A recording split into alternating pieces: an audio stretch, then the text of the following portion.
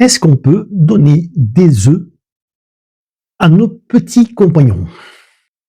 Dans quelles occasions l'idée de donner un œuf à un chien peut avoir sa place?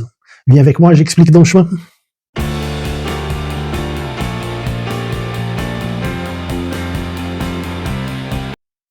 Bien le bonjour, je suis Mauricio Veto dans ma chaîne L'Ami des Bêtes. Et aujourd'hui, on va parler de complémentation alimentaire avec des œufs. Peut-on donner des œufs comme complément alimentaire à un chien? Il y en a qui disent non, moi je dis oui.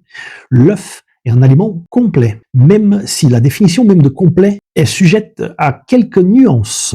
Ce qui est complet pour un chien sportif qui dépense beaucoup d'énergie peut être différent de ce qui peut être considéré complet pour un chien qui vit une vie simple avec une nourriture de maintenance. Et à ce titre, l'œuf comme aliment complet, il est riche en protéines, riche en vitamines, riche en oligo-éléments, un peu moins riche en carbohydrates. Or, les rations industrielles, spécialement celles qui sont moins onéreuses, elles pêchent pour manque de protéines beaucoup plus que par manque de carbohydrates. Donc, l'œuf est un complément qui est raisonnable au niveau de budget et qui amène une source protéique très intéressante. L'œuf peut être considéré un aliment complet dans la mesure où le poussin qui est là-dedans, depuis la conception jusqu'au moment où il arrive à l'éclosion, il a accès seulement aux composants de l'œuf et il sort comme un organisme en harmonie, un organisme équilibré. Il y a un détail qui a son importance. D'ailleurs, j'avais déjà fait une vidéo où on mettait en opposition la nourriture industrielle et la nourriture naturelle. Je vais laisser un raccourci ici pour ceux à qui ça peut intéresser. Mais il y a un détail qui est important, c'est que j'avais parlé de mélange entre nourriture industrielle et nourriture naturelle, et j'ai dit que c'était acceptable de le faire, et d'ailleurs je l'ai fait pendant des années, mais il est très important de prendre en considération que ce qui est plus simple, c'est d'apporter la nourriture industrielle, les croquettes, comme si c'était un composant de ce mélange artisanal qui est la nourriture naturelle. Donc ça devient un composant de plus. Tandis que, quand on fait le contraire, on a comme base la nourriture industrielle et on amène des composants, il est beaucoup plus difficile de rendre ça équilibré. Notamment parce que la nourriture industrielle est déjà par définition équilibrée.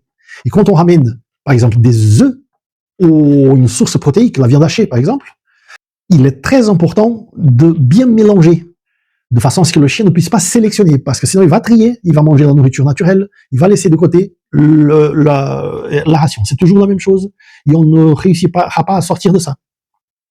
Aussi, il est important de parler, quand on parle d'œufs, du fameux risque de salmonelle, parce que c'est une maladie qui est transmise par les excréments de la poule et qui peut être véhiculée par les œufs.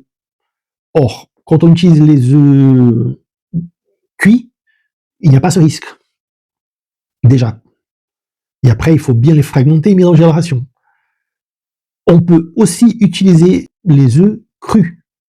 Parce que le chien, comme prédateur, il avait accès aux œufs dans des nids au sol, par exemple, et cela faisait partie de la gamme de nourriture naturelle à laquelle il avait accès.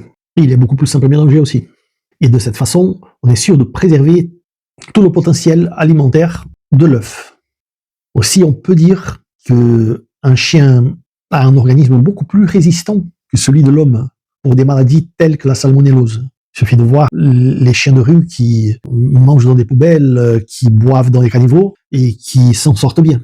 Mais ce n'est pas une question de jouer avec la chance, parce que l'inspection de produits d'origine animale ont beaucoup évolué et aujourd'hui, on peut dire que ce qu'on achète en supermarché, ce sont des aliments qui sont plutôt sûrs. Enfin, une idée qui est très importante, c'est celle de soumettre n'importe quel changement d'ordre alimentaire en douceur. Ne pas faire des changements abrupts de façon à éviter des diarrhées transitionnelles. La diarrhée qui est causée par le fait de la flore intestinale du chien ne pas supporter des composants auxquels il n'est pas habitué. Donc on fait de façon à ce qu'il prenne l'habitude de manger. On met au départ très peu, et après on va en augmentant la dose avec bon sens. S'il vous plaît, avec bon sens. On ne va pas donner un œuf entier pour un petit chien qui ne fait même pas 1 kilo, par exemple. Hein.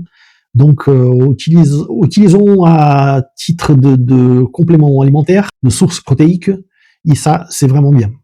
Comme j'ai dit, spécialement pour de la nourriture industrielle, à budget un petit peu plus délicat, un petit peu plus restreint. Laissez vos questions, vos commentaires, votre like, c'est très important pour notre projet, et je compte sur vous. Et à bientôt pour une nouvelle vidéo.